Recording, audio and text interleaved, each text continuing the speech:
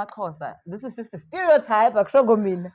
SamaXhosa athanda imali and andwebile sana. How true is that? How important is money for you, especially with relationship? Hayi imali ibalulekile guys because if yena uyahluleka ukukhupha imali kuzofuneka ufumane uzokhupha imali. So yabo sesiyachitha ke kanjalo. So yilona nje. Kanti besinga-avoida kube nje ukhupha imali. Ukhupha imali nje. Finish. Ayixoxisi. Yabo khupha imali. Move on. Wena ukhupha ntoni? Hayi kaloku. Kanti ubani umfana? So nje mina ikhutshwa uyena imali. So oh my God, you're so hilarious. I have a crush on you. Wherever you are in the world, you cannot deny that love is a universal language that brings us all together and makes the world go round. Money is the only thing that makes the world go round. Hello, hi, and welcome to yet another amazing episode of I Have a Crush on You. Remember, it is season 2 on Select Africa TV. My name is Sine Nene, but of course, if we VIP Mhlabeni, then you get to call me under my 2000, and I will be your host with the most, or your MC with the best. Now let's get down to business, darling. Njengamanje, I'm all the way in Durban, and today's Mayville, a top city car wash. As you can see, this is indeed a top city. In this lesson, I'm going to tell you about usithembisi, usibhalele wathi ucela simfunise uthando. Usayibonile imbali. Kusho ukuthi ayixoshe ayikhe kube yakhe and imbali ezengayo uthapsile. So you are here to help me help usithe get uthapsi. You catch my drift. Okay, so noma ngabe ukuthi khona umuntu ofuna sikusethe ngaye ungathanda ukuthi kuhlanganise naye, whether kezomjolo ufuna ukuthandana naye or you'd like to shoot a friendship shot, or maybe uyabona ukuthi engeke bekethika lo muntu is top notch, top city and uyathanda ukuthi usebenzisane naye, then ungasabi sibhalele on the email address down below and at Select Africa TV sizokusetha because umsebenzi wesiloyo, that's our job. So for now, follow me, and while you follow me, please don't forget to follow Select Africa TV on social media and subscribe to this awesome channel right here on YouTube.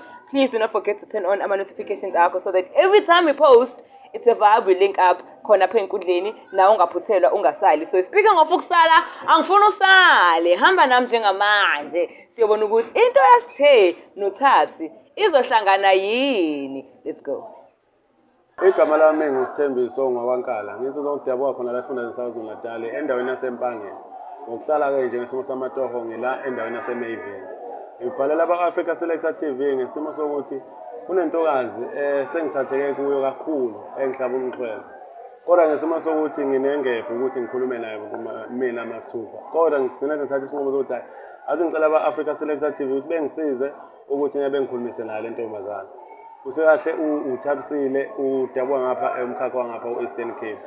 Ngicabanga ukuthi ilona thuba lokuthi ngikwazi ukuthi ngigonyule konke nginakho enhlizweni yami njengoba kunesikhathi lo ngiyibona intombazana ngoba ukuyibona kwami ngokuthi ngitoha khona lapha edrobheni eThekwini i-security phecelezi uMachingelana.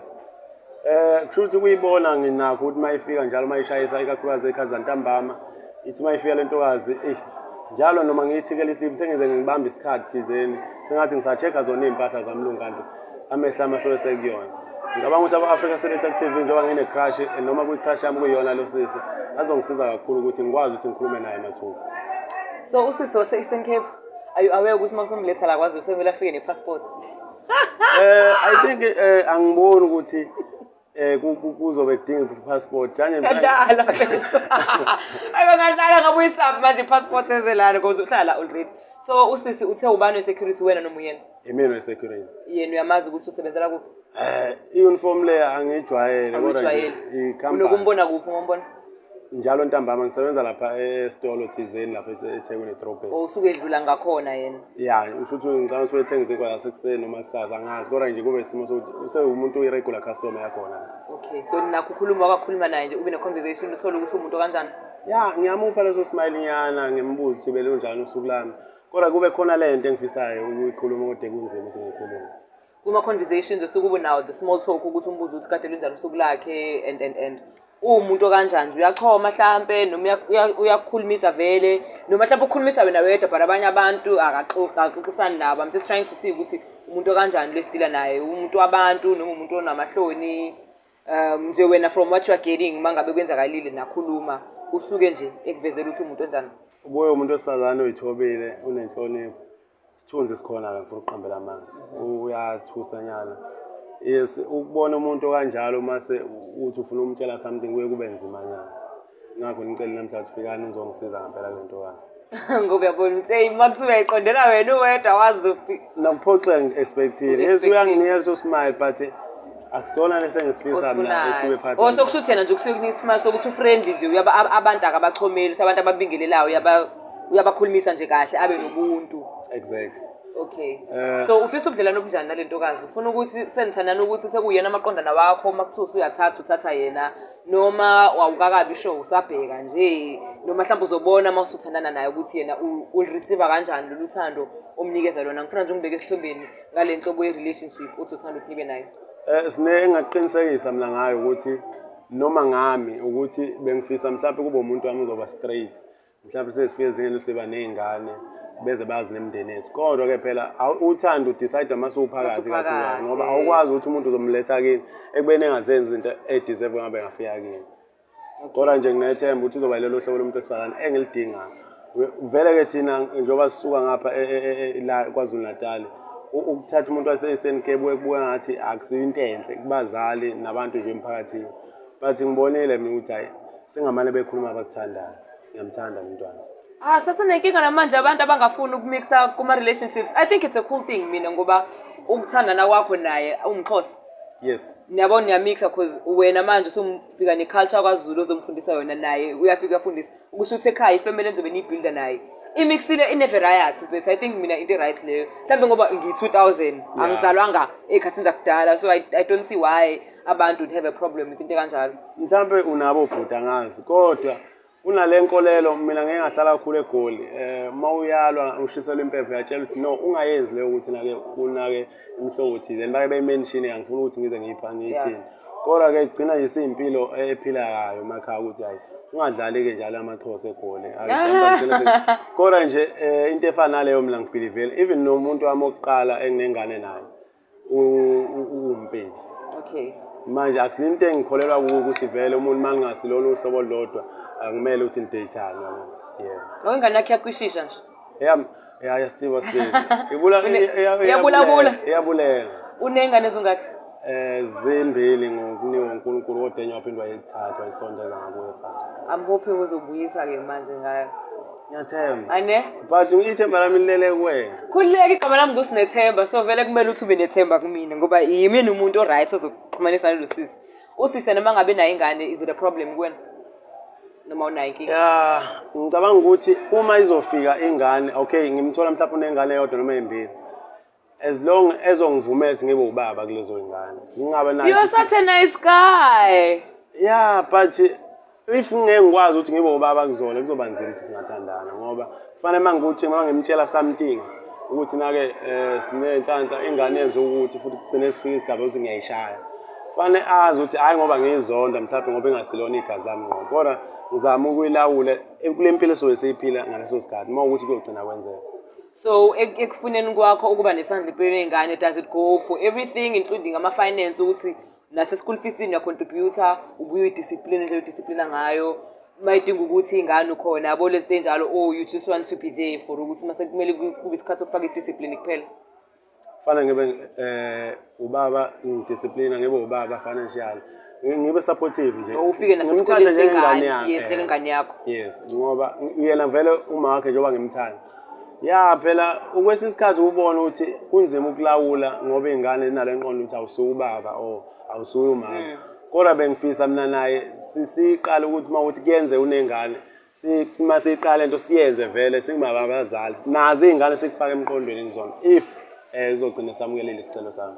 Okay. Intokazi le yini ekuchaze ngayo besides ukuthi umuntu okhululekile onenhliziyo enhle yini enye nje oyibonile kuyena ekwenza ukuthi because maningi amantombazana amahle anomoya omuhle asmayilayo bokhuluma nawo anaye sabadeleli bla bla bla but yini le oyibone ngaye eyenza ukuthi uchazeke to a point where you actually want to write to the show and invite us ukuthi si step in sokwazi ukuthi kusize umthole.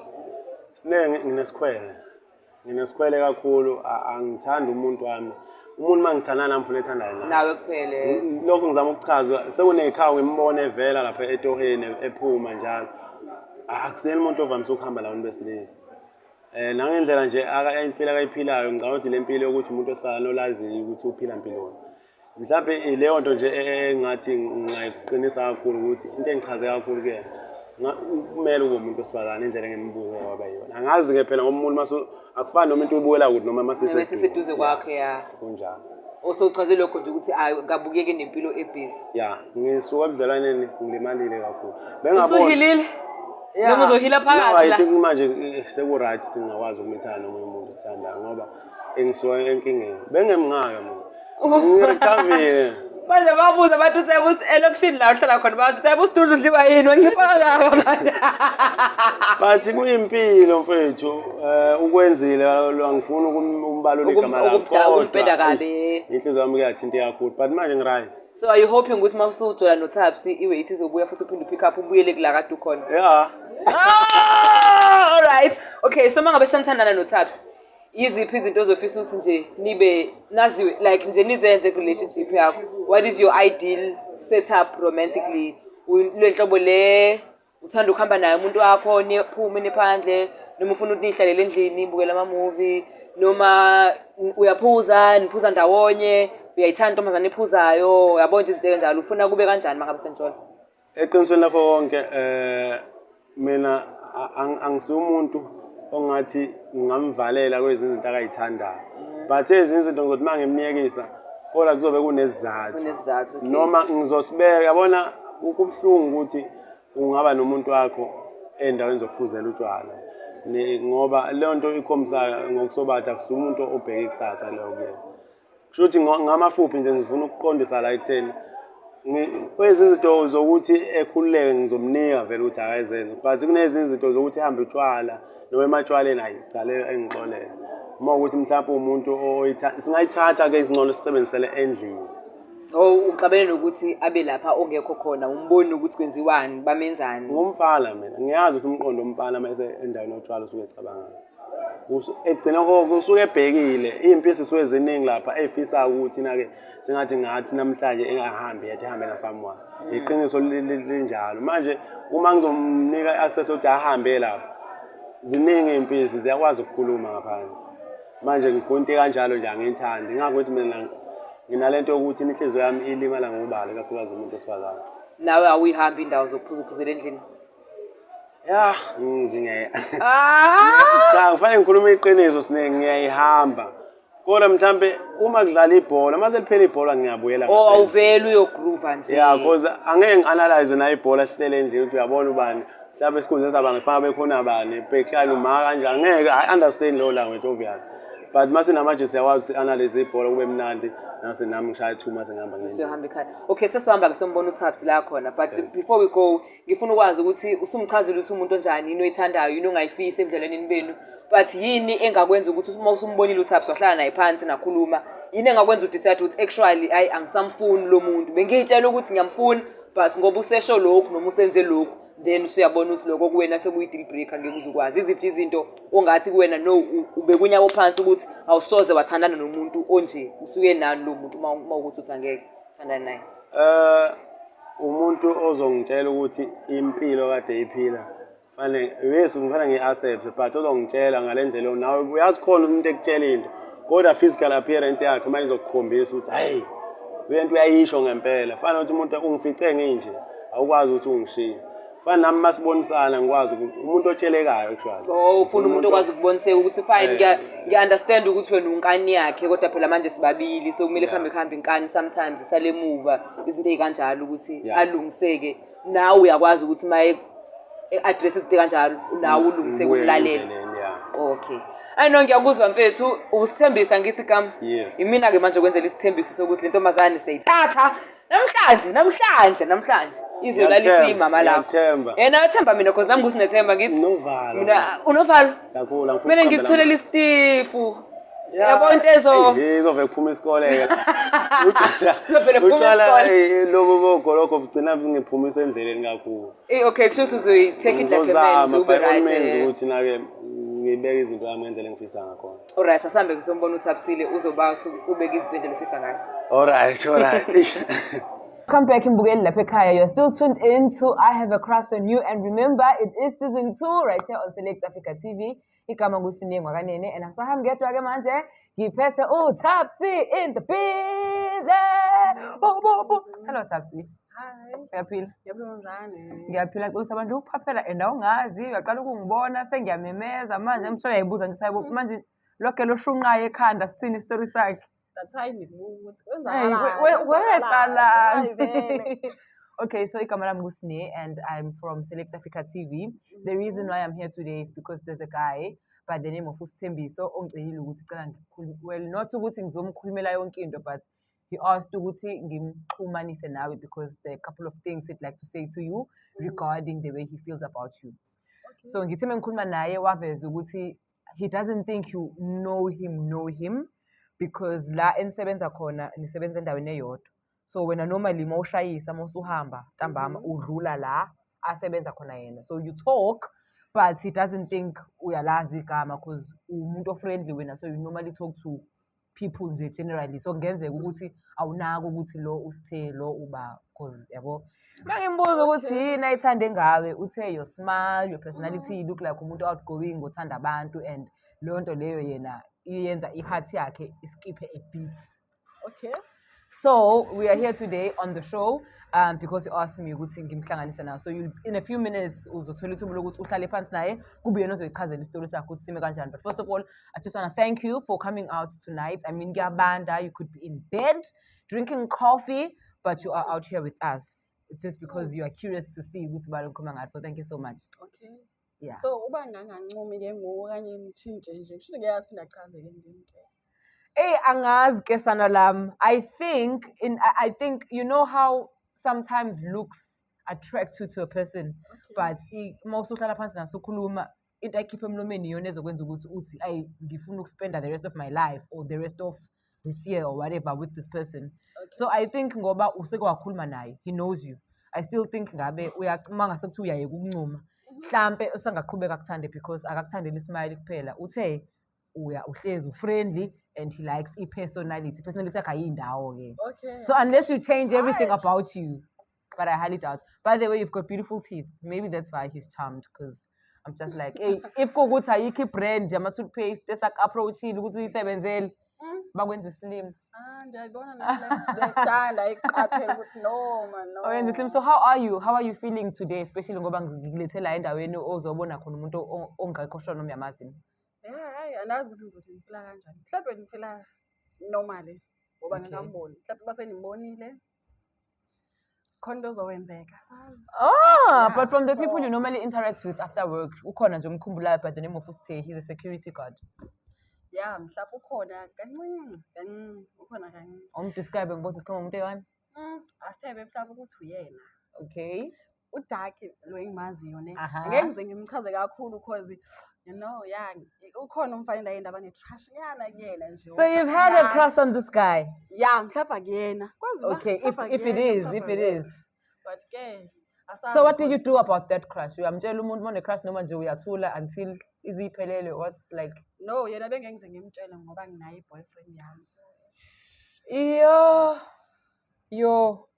Yo. So you have a boyfriend? Yeah, nayo and it's fast guy. And fast ngathi Johannesburg. Ish so manje ngoba lo muntu he specifically said he'd like to have you as his romantic partner. So he has a huge crush on you. Angathanda ukuthi it develop into a full-blown relationship. So do you think you'd have space to accommodate that since you're already taken? Sizobona yena phela kwazi yena. So if ungaconvince kahle usengamciphisa? Mhlawumbe angathi kancane. Manje momciphisa uzowenza njani ngalowa manje khona? Hayi ke kona uzowenza iplan kwayena. Udlala tukuzini. Dlala tukuzini uthi uzowenza iplan. So I'm trying to understand iplan. Lo munye uzophuma noma uzodemotewa from main dude to side nigga bese ngena lo abe main or uzobahlasa phansi bobabili ubathethi ngimthanda nobabili be understand like nje mawucabanga how is it going to plan out? So funeka lo fikayo aqala understand lo nomunye. If ke lo fikayo yabo sebenza ngokuyikhandla. Yeah, ayenzayo kahle. Oh my god. Kuzofuneka lona athanda ukuhlikela kancane esikhundleni or aphume ke phathasazi. So umuntu wakho lo manje mayisebuka le episode, what is he going to say mayise kuzokhuluma kanje? Hayi kaloku asazini uzobona ukuthi uthini naye hayibo angeke athathe serious ezizinto uyafuneka uzithathe njengejoke bese mhlawumbe naye uzothi abone ukuthi no man ithi ngibe serious ngifocus angeke ngimkhulumela I wash my hands nge-sanitizer nayo imaginary.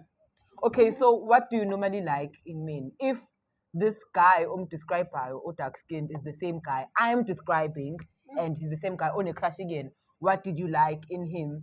Agcine senze ukuthi uzuzube ne-crush again. Ukuthi lo ngimshoyo unomoya ophansi and futhi uya understand. Most bakhona abantu abathi umXhosa uma senihlukana naye uthatha yonke into yakhe even nenja. So yena yabo ukuthi uya understand ngeke So senisab manje izinja ke ninakeke. Ilena ngithola ukuthi mara kanjani. So okay. So mthanda ukuthi understand. Yeah, uya understand amasithetha nje yabo mancokola naye. Uyambona mos umuntu ukuthi no man yabo lo. Yabona lo uzokwazi umeme xa ngithi no andifuni into eso. Like switch up and changes things uzokwenzenjani? Hayi kaloku. Cacile sifuna omtsha.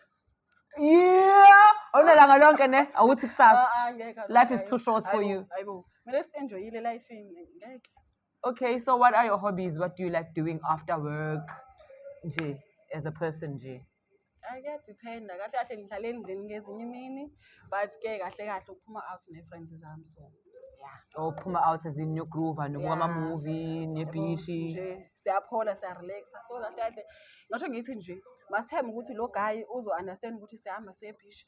Yangikhupha siyolala ehotela nje yabo angithanda ukuthi like sengizofikela kwakhe ke manje uhlezi nilele hotel sentsho nje ixesha eliningi man Michael kancane nje usuku TikTok mangaba sengilele hotel wena lo yok TikTok ufuna low life leyo life nje guys kes enjoy before ephuma ufuna aphume ndazi banako wena uzomenjoyisa ngani fine uzokisa ama hotel ake into the soft life you are looking for wena uzomjabulisa ngani so mjabulisa ngokuthi ngenze into afuna ukuthi ngiyenze if naye wenza into engithi mangayenze okay fair at least right fine shame ngabe ngakusukela okay good I get it so if everything goes well with the guy I'm talking about where would you want like what direction would you like your relationship to take seeing that you are already in another relationship would you want him ukuthi abe snake sakho or mhlawumbe ungafuna pursue into serious or maybe since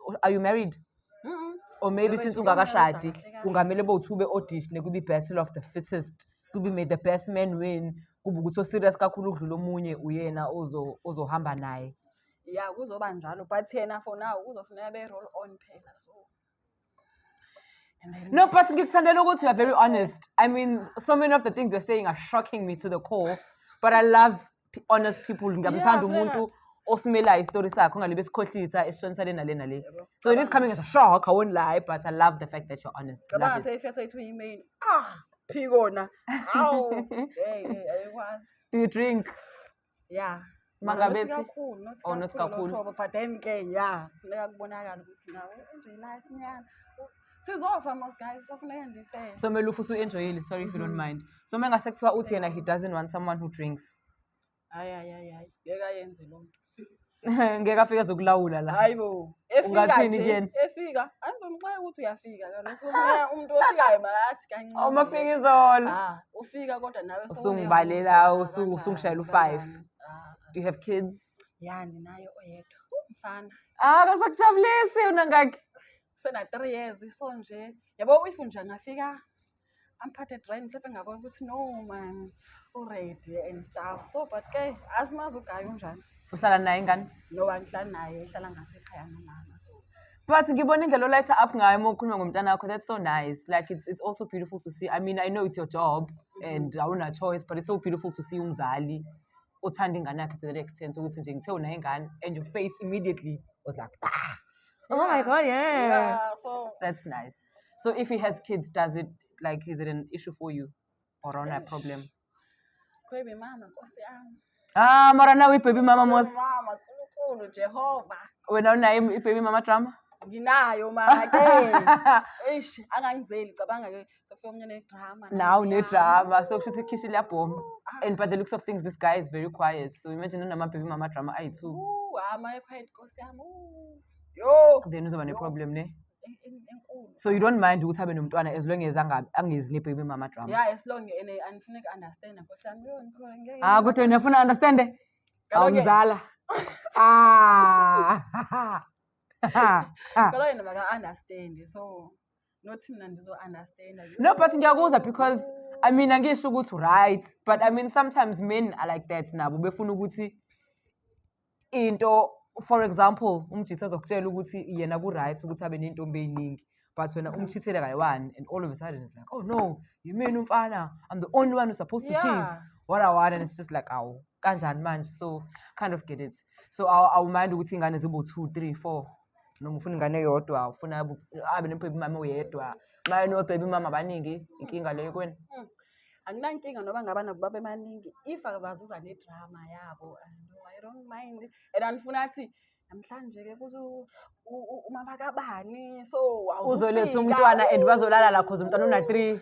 and ingane-ke iyahlupha ifuna ukubuya ekhaya so kufuneka eze nayo hayi-ke yabona-ke siwesi-ke leyo. Manje uzokwazi ukuthi ube step mother like fully mangase kuthiwa this guy marries you and sekumele nihlanganise ingane yakho ney'ngane zakhe noma nengane yakhe and make one big happy family, ngeke ube nankinga nalokho? Ngeke ngibe nayo inkinga nje futhi ngaba step mother se-right kanye ngiyakutshela. Okay.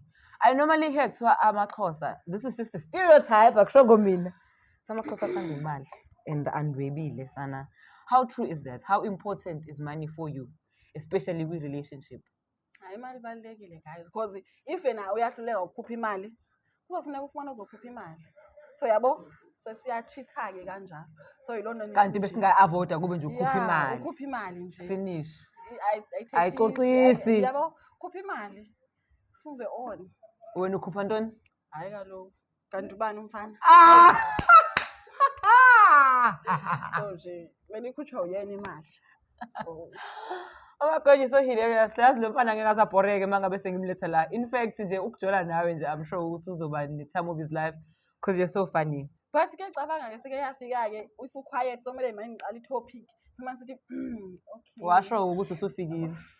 Angifikanga ngikalelekile. ke sengifikile okay ungahlali kweso situlo Ozohlala la embhedeni. Sengihleli. Uhleli kahle. uhleli kahle hawo. Oh my God, I get you. So nje I get you. angangigili angangenzi i-starrise yo Mengafika nje la engakuphathelanga kudla, engakuphathelanga tshwala, nothing tokuphuza, uzobenza njani? Hayi-ke Cause angimazi ujobeza la uza empty handed noma uzofika hayi something. angade afike seke ngaphathanga nto ke. Yabazi abafana? Noma bezwa ngendaba. Red card Uzobona lapho ukuthi usumratha off. ngizave ngibona uba hayi akekho serious nje. No, angimazi ukuthi uzanani, I'm just asking nje. Ngabona msenathi ukuthi kusho ukuthi ngingafika endlini-ke lambe-ke amane ecacisa uba yazi ukuthi bengicabanga ukuthi kukhona ukudla lapha efrijini kube ngekho so manje abonakala esafika ukuthi serious. Okay.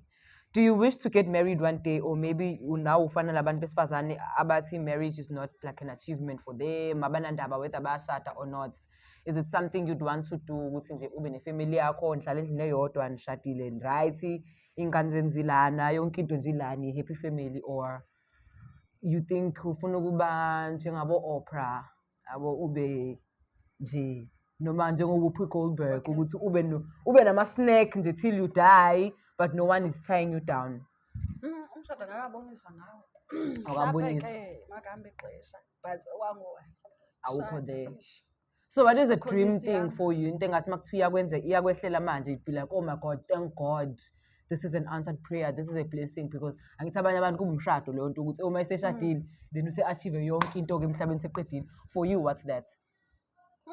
Ngome ukuthi nje okay ngibe neyami indlu, ngibe nento zami kahle kahle nje, and then ke after ke Uyimele. yeah Okay. mane-ke yabona phana pha if ungathi uyabheda angifuna emshado, cabanga emshadweni sekuthiwa seke yafika-ke bona umuntu ongathi u-right sayina nangamaphepha divorce ungeke. So ubona o-right ususemshadweni usubona omunye. Yabona-ke nansi nje engingayifuna ngifuna ukubona ama-right amaninzi, bangabi nama-right amabini sengisemshadweni, angibe nama-right ngisengaphandle.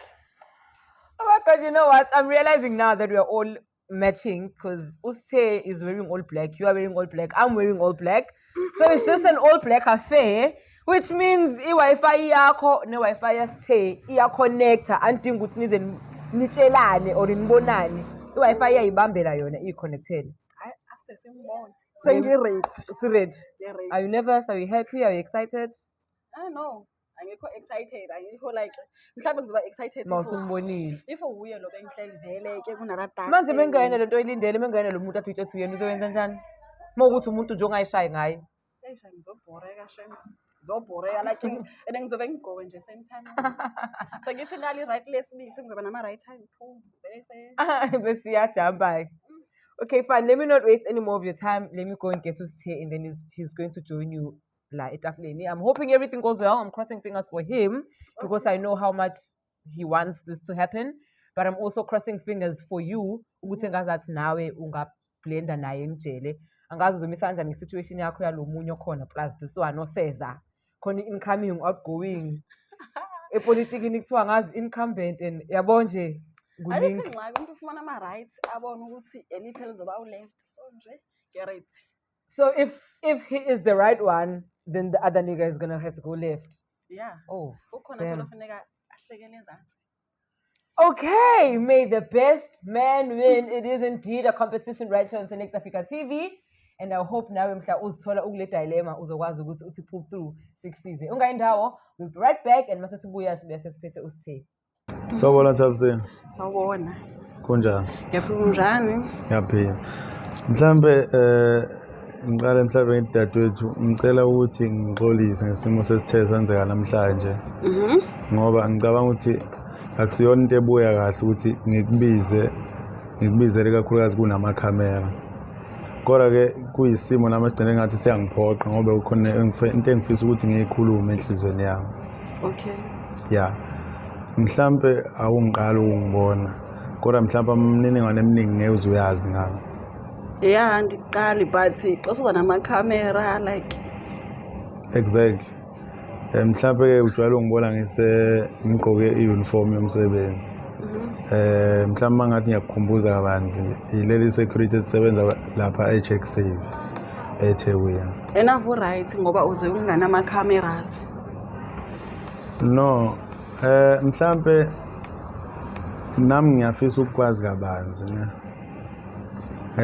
Ukufisa ukwazi kabanzi because ngathi mangikubuza nje ngithethe uThabisile. Ngase ngenza nje uphando ngawo ngize kufika isikhathi sanamhlanje ukuthi ngisihlangane.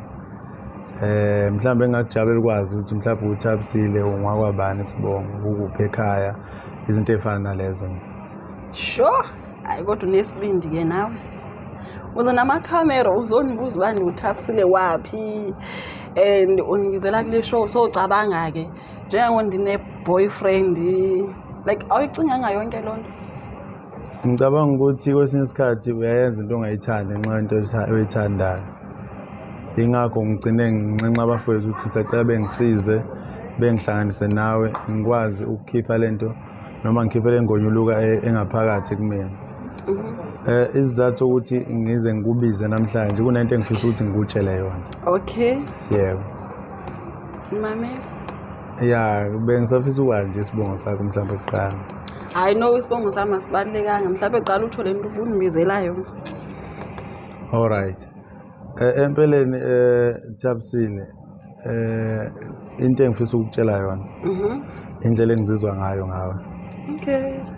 Kunesikhathi ngifisa ukwenza lokho engikwenzeka namhlanje noma bengifisa ukusho ngisho ngilapha etoheni kodwa ngishawa ukuthi nake isikhathi esincane kuye kube khona futhi nokuthi nake angazi irespond yakhe izongiphatha kanjani. Angisele umuntu okhonza ukuza ubuhlungu. Okay. Mhlawumbe ngifisa ukuqonde lokho. Angisiyo umuntu okhonza ukuza ubuhlungu. Ngingakhonzile ukuza ubuhlungu futhi angifisa ukuba umuntu odelela umuntu ngoba kuyafika isikhathi sokuthi mhlawumbe uma ngicosha nisho islip phansi ngibhala inamba yami ngiyifaka iplastic engizobe ngicheckela wona. Usually nginokubona late mawushayisa. Anganoma usuyongena night shift noma mhlawumbe usukubuya khona kodwa nje usually nokubona ngicabanga ukuthi usukushayisa. Ngaba nayo ifiyo ukuthi mhlawumbe angeke ukubuke njengento enhle mhlawumbe uzobona ukuthi ngikwehlisa isithunzi ukuthi usolandelela ngathi wena olandelela mina kanti mina ufisa ukukhuluma nawe. Okay, I know ndiyayiva into oyithoyo so imake siqala lapha.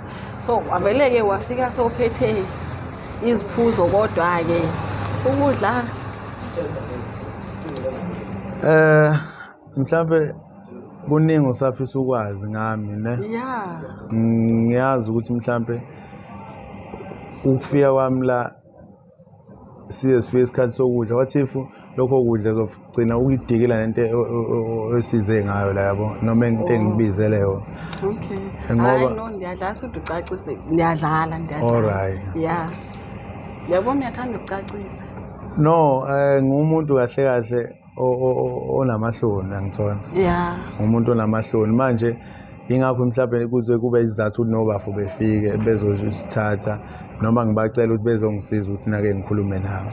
Okay. So yengoku nayo ke i-girlfriend. Eish. Cha empeleni kwezothando kuyabheda. Uma ngithi kuyabheda angisho ukuthi at all anginayo umuntu engizwana naye. No ngifuna ukukhuluma iqiniso ngoba ngumuntu okhuliswe ngeqiniso mina ngithola. Yeah. Uma ngithi kubheda ngalendlela ukuthi kuyaphela nonosuku. Kubhlungu sometimes ngithi ngiyakubengela ngithi hey blue tick. Ngithi hey unjani? Uthi oh unjani? Sekunaleso simo leso. So bakwenza kanjalo. Ngizosho ukuthi umuntu engathi ngizwala naye ngoba ayikho inhloni esixhande ehlukene phakathi kwami naye kodwa kukhona isimo esifana naleso. Oh ke ngokumnandi zowenzani kahle kahle. Inhloso yami enkulu umntana womuntu ukuzokwazisa ukuthi nake sekunesikhathi ngifisa ukuthetha ngiyakuthanda. Yena lo nokhona.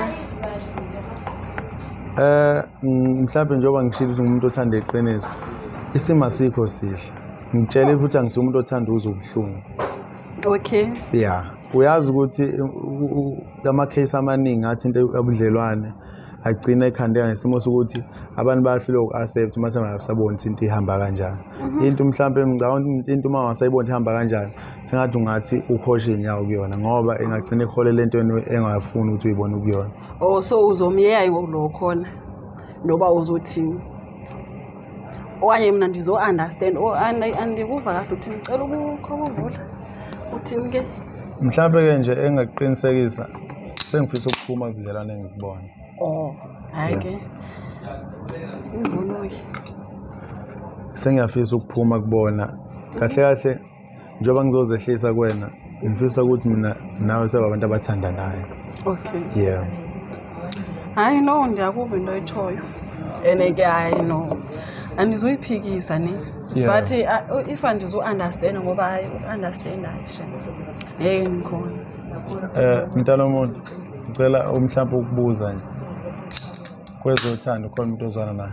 Yeah, ukhona. And mhlawumbe uzofuna ndicacisele. Yeah. Kahle kahle ukhona and serious yabo. But ke awusho yonke ukuthi andizu yabo mhlawumbe nawe ungangena kule relationship enivuyo. But wena uzozama ukunderstand ngoba nithi uyafika. Kodwa ke nje mama kunesikhathi uyazi ukuthi inhliziyo ayiphakela. Yeah, inhliziyo ayiphakelwa but ngalo sengisho. Uzo understand. And then mhlawumbe wena ngenzeka wenze ngcono kunaye. So uyabona into ezinjalo. Mhlawumbe engifisa ukuqonda unayo umntwana noma abantwana. Yeah, ndinayo. Ubaba wakhe uyelo phila naye.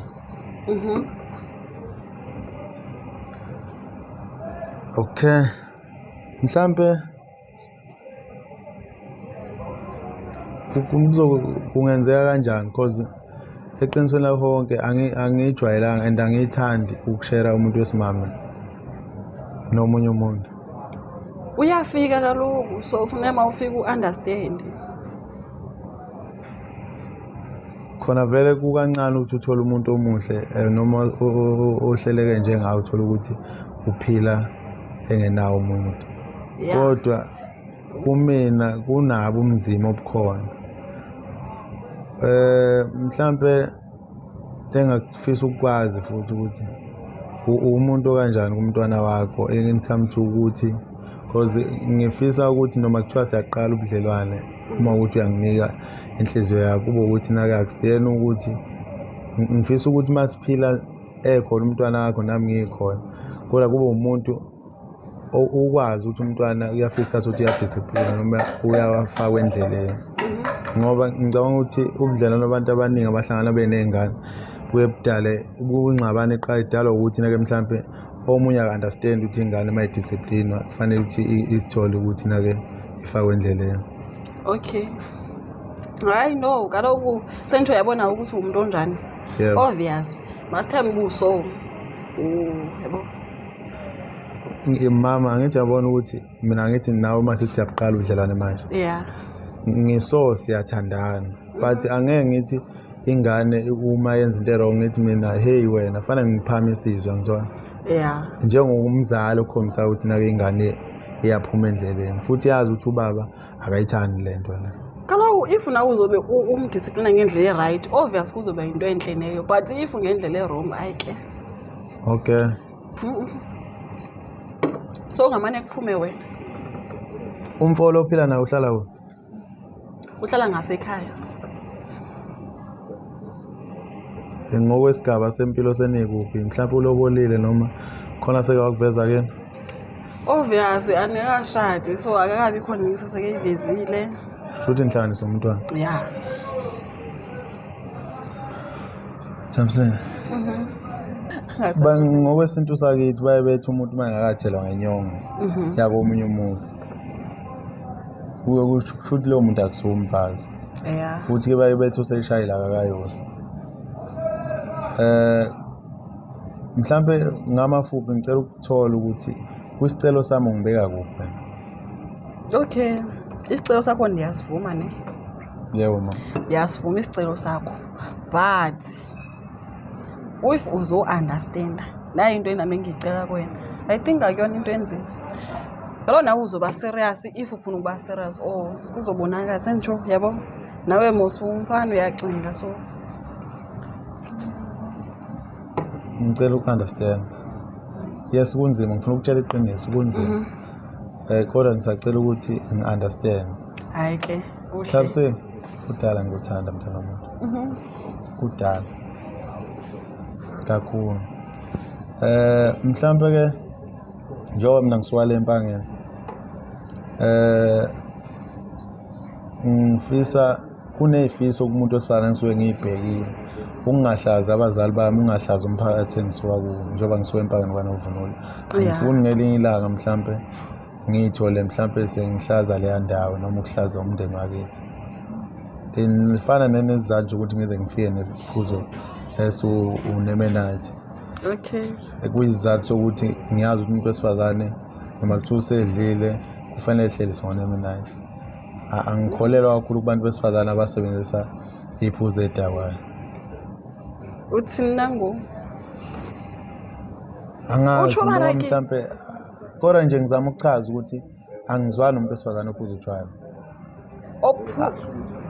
Usho ukuthi ophuza umphelo noma usho ukuthi ukuphuza nje wakona? Mhlambe umuntu ozongitshela ukuthi sometimes uye endaweni athizeni kuyophuza utshwala.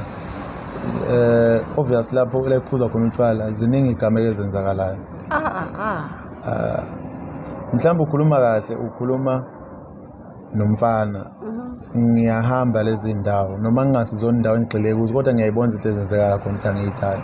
Esizenzeka odadewethu. Abe ngisuke kubonakala ukuthi akusibona abantu babo laba abayenza nawo leyo nto. Kodwa kusuka abantu abahlangana nabo ngaleso sikhathi leso. Manje ingakho ngithi mina ngifisa noma singene ebudlelwaneni ngingakuboni uhambisana nezinto ekuthiwa ukuthi umuntu uyophuza utshwala. Angikuthandi. Okay. Yeah. Sizobona phambili. Kwangathi like awuyijabuleli lento engishoyo. Hayi Uyaphuza utshwala. Kahle kahle ngiyaphuza ne. But sentsho not olohlobo ukuthi mhlawumbe masithi if uzoninika imali yabo. Yes. Ngizobiyeka utshwala kahle kahle. Ofithi yabo ngale mali uzomane unika yona ngizokwenza something. Ngingayike ngibiyeke nje kwakona. But ke if imali thinda indaba enkulu yemali. Yeah, kuyisidingo somuntu wesilisa ukunakela umuntu wesifazane kakhulukazi financial ne. Kodwa kunesimo sokuthi na-ke imali ayifiki ngendlela elinganayo kuthina sonke. Mhlambe ungithola esimeni salela toho engikulona. Okay. Kahle ngumuntu okade ebhizi ngokuhlanganisa izicucu yangithola uku-upgrade impilo. And uyazi ukuthi na-ke uyayenza into njengoba nje ngishilo ukuthi uyayenza into ongayithandi ngoba ufuna ukuthola into oyithandayo. So uthi ubungani ku 50% nje. Ukhuluma ngesarani? Yebo. No mama lalela. Ngalo nami ndiyabuza. Okay, ya umbuzo vele kufanele nguphendule. Kuzoba nzima angazi ngachaza ngithini le ndaba yemali because kufana noma uzocela ngikwenzele something ngayijabulela ukuthi ungitshele in time. Okay. In time wakhona mhlawumbe sikhuluma ngesikhathi silinganisela kwinyanga izinsuku ezishumi-5 mhlawumbe 15 days before mhlawumbe kwenziwe leyo noma ufuna ukwenza leyo because itoho engilibambile kuyabheda. Asithi 30%. Mhlawumbe kufanele ngikwazise ukuthi nginomntwana. Mhlawumbe ngesabelo saNkulunkulu kahlahla abantwana ababili. Kusho ukuthi uNkulunkulu akavumanga. Kodwa kungathanda uyazazi idingo zomntwana njengoba usushithi unawo umntwana. Umntwana already usiyasingena esikole. Umntwana simo samakhaza manje manje uyabona ukuthi masikhuluma 30%. So i-girlfriend allowance iphi kuwe kusho ukuthi awubali musi. Thabe mhlambe njoba uyazi ukuthi na-ke isimo sempilo ikakhulu samatoko sihamba kanjani. Angisho ukuthi mina angeke imali ngizoyikhipha. Okay. Akusiyona inkinga leyo. Kodwa kufanele nawe wazi ukuthi mhlawumbe sikhulumela ku-income engakanani. Yeah. Uma uyibeka ngegama su 30%. Okay, hayi. What if ikweletu mhlawumbe zakule nyanga zengiphakamisile? Okay, hayi kusho ukuthi ke kuzofuneka undazi ukuthi uhola malini mhlawumbe sika understand. Yabo? Lalela. Ngenzela ukuthi ndika understand ukuthi nomntwana udinga ntoni. Into mhlawumbe buye ngishaya kakhulu angisilona igagwa kakhulu emlonyeni uyangithola. Yeah. Kodwa ke nje eqinisweni lakho konke singabonisana if isikhona imali. Okay. Mhlawumbe ngokuhamba wesikhathi ngizohamba ngitshengisa ukuthi hayi mhlawumbe nakho ukungena etafuleni mhlawumbe singashare ngani kodwa kubuye ngathi manje what if uhola kakhulu kunami mhlawumbe nami ngizogcina ngingasayifeel even nokuthi ngibize laba fo ukuthi bezosithatha namhlanje ngiconvince kwena ingoba bengibuka ukuthi mhlawumbe uzobuka ukuthi ungibonele the time ngiqala approach ngithola ukuthi ungitholele endaweni kanjani leyo nto izokwenza ukuthi nawe mhlawumbe ungangithathi serious because eminye imisebenzi yawo abantu abayithathi serious bephinde bekhohle ukuthi le misebenzi esikhuluma ngayo imali iyafana. Okay, ayikho inkinga. Sobonisana sesiphakathi ne. Uyamnika umfowakankalo uthando la? Ngiyamnika. Angithi uya understand. Leyo gama ngicela singalisebenzisi kakhulu.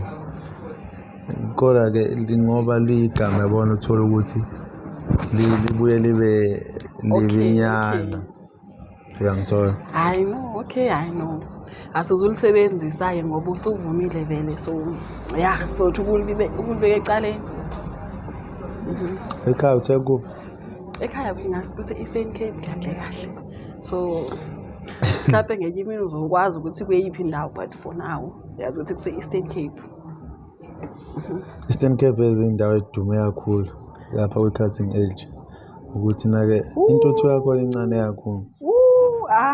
Yabona leyo futhi yabona leyo nje inhlupha kakhulu. Hayi bayabukisa ngathi but ke sisuka ku-election manje I hope ukwazile ukuthi nawe uchoose iqembu right. Obvious. I hope namhlanje ukhothi umuntu right. Yeah, asithembe namhlanje. Ngikuthanda sana. Okay. Hayi nami ngibe ngithi ngiyakuthanda. Angikhona. ukuthi usuku namhlanje lufikile ngempela. I know, asithi selifikile mhlawumbe ke. Usuzongilana nasemsebenzini. Yena ngifuna ukuqonda kahle ukuthi ubudlelwane ngifisa singene kubo serious. Yes, ngicabanga le period ongitshela ngayo uyoku-understand. Yeah. Ngiyafisa ukuthi ihambe iphela.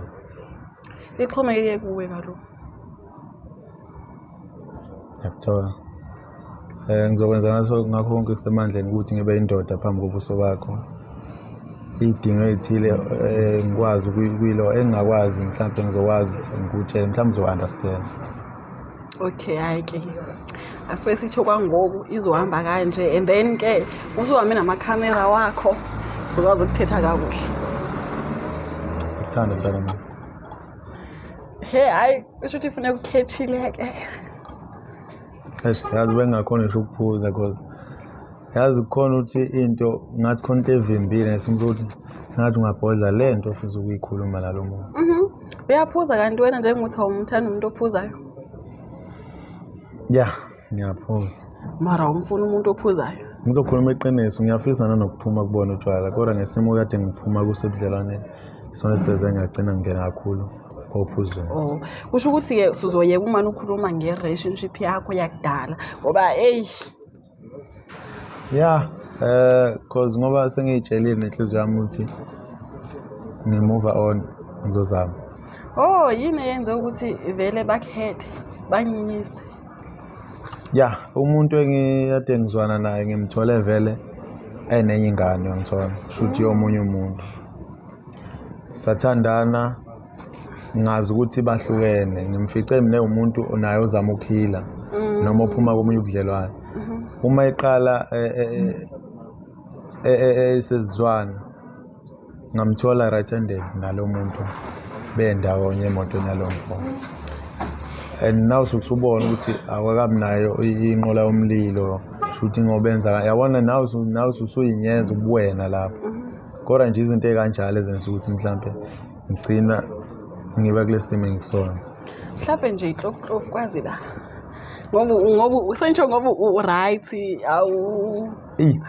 Kodwa ke amagama onhlofu lawo wakhulumayo into engayijwayele ulimi engathanda ukuthi libuse kwela noma amagama engafuni ukuthi ebuse nje olimini lami ngoba mhlawumbe ngesinye isikhathi mase sisondelene kahle uyolizwa igama lethi impisi. Impisi umuntu wesilisa oyihlonipha kabi ohamba nje ngesintu kakhulu. Ngiyazi ukuthi nihleli believer vela amazulu. Ngicela singayisebenzisi le yamalona ngoba ngicabanga into ehlanganisile uthando. Siye ukuthi uba umhlobo bani ngoba lento igcina. Ngiyangithola. Kodwa nje uhlala wazi uba uyakuthanda. Le nto bendisho ndiyayithanda ngayo ngoba nje awuzi ngeni lezi ezinye izinto. Ngiyabonga kakhulu sithando sami. Ngimisela ukuphila nawe. Mara ke kuyabanda yo.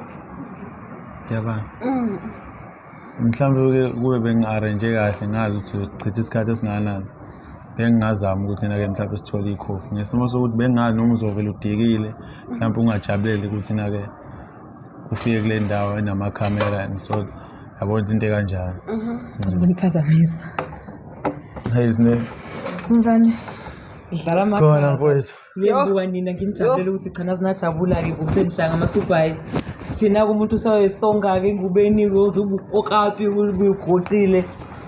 Nazinajabula. Hamba kanjani? Sine ngiyabonga mfowethu. Oh shithi kuqondele. Angikholwa inkinga yami. Puti. Ngiyabonga kakhulu dadewethu. Siswami, how are you feeling? Hayi, ungizise ngiyagodola nje shame ngiyagodola. No kuyabanda shame I think konke umuntu yagodola at this point.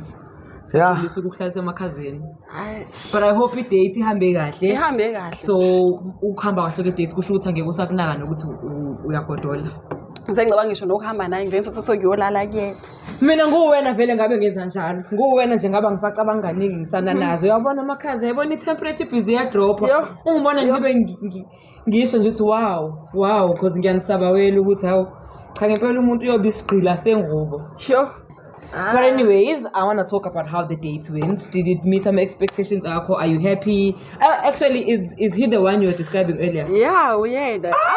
Hey ngizwe ngathi nje ngimbuka sengingathi oh eish uyena. No, ngithemba nama ngimbuza ukuthi uyakwazi yini wathi akekho sure but ukwaba nokusacrush kwelinye ijongo la sebenza khona ngithi mina mchazi mem describe wena ngase ngithi mina angikho sure ukuthi sikhona umuntu oyedwa but uzokubona pha mawuthi yena okusho ukuthi vele ufike kahle ufike vele lento izwayo awuyizwa wedwa naye vele uwithin mfethu bengenzenza umuntu ongasiyena mayivela nje nesilive cause bengifuna mhlambe engibuke njengomuntu indlela iyashaya kodwa lento cause bekuzohamba ngithi it-cowards yabo so kwenzeke kahle ukuthi usheshe kwayimanje lalela bengayishintsha ngisho iside noma bengacela i-supervisor ngishintsha if akwenzakalanga ukuthi namhlanje sivumelane cause mangizokhuluma iqiniso lo mntwana mfethu ngifisa ukuphila naye iqiniso serious sibe nobudlelwane siphile kahle.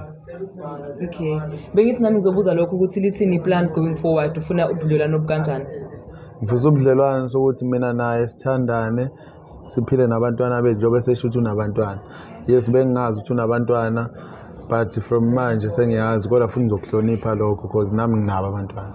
Okay, so it's official you guys are relationshiping now. So niyajola niyathandana nikhaphula. Yeah, umuntu wami man. Angicela niphakamisa ama drinks sithi cheers to that, you need to celebrate and then you call it a wrap. Celebrate. To new life. Hey, living it wow. Yeah, into eyingane. Congratulations on your newfound love and thank you so much for Rutu Vumile to come here and to talk to him. I'm glad it went well. So I'm happy. Now let me leave you to it and then so we see again. That's cool. Yeah. Hey. Khona umunye okhethe.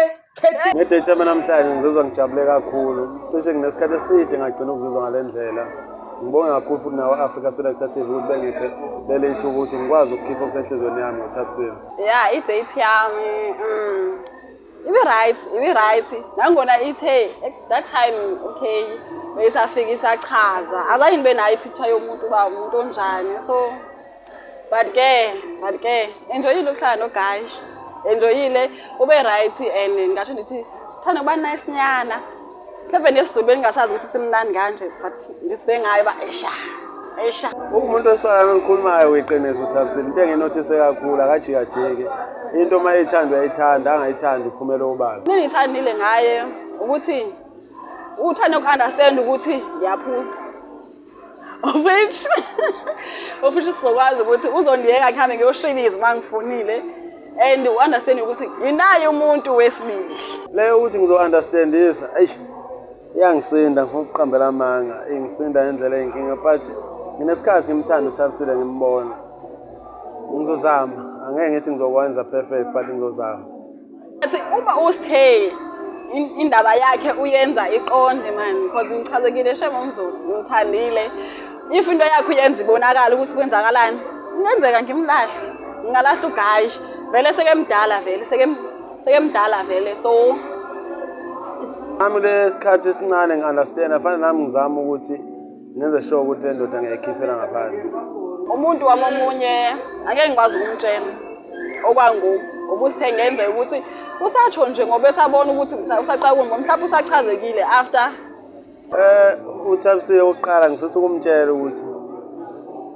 noma into engifisa ukuthi eyazi uThapsile ukuthi imali kuyabheda umuntu othanda imali ngimnothisile kakhulu ukuthi umuntu futhi ke sokufakaza into ayisho ugogo ukuthi abantu bangale bayithanda imali but uthando mfowethu enye into ejule kakhulu ngizozama la lento engifuna ukumtshela yona ukuthi imali ngizomnika lelingana namandla ami njoba ngishilo ukuthi mina ngumatshingelane ngizomnika imali elingana namandla ami noma if mhlawumbe nento afuna ukuyenza noma afuna ngimenzele yona ngicela mhlawumbe ukuthi ngangitshela 15 days before ngikwazi ukuplana mhlawumbe nami ngiboleke kwabafowethu ngoba imali ayikuyabhela ngathanda ukumtshela usithe ukuthi mina-ke ngiwumuntu ozofuna imali kuyena angazi nje ngengitshela ukuthi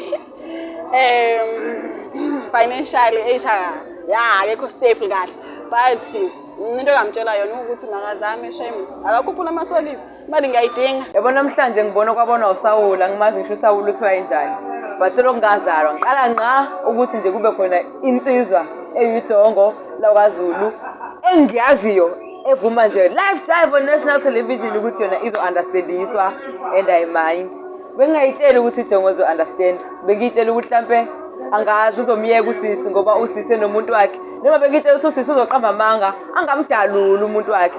Kungithusile, kungishaqile ukuthi ngifind out ukuthi ijongo ngilithembe kangaka, lithe lizobekezela.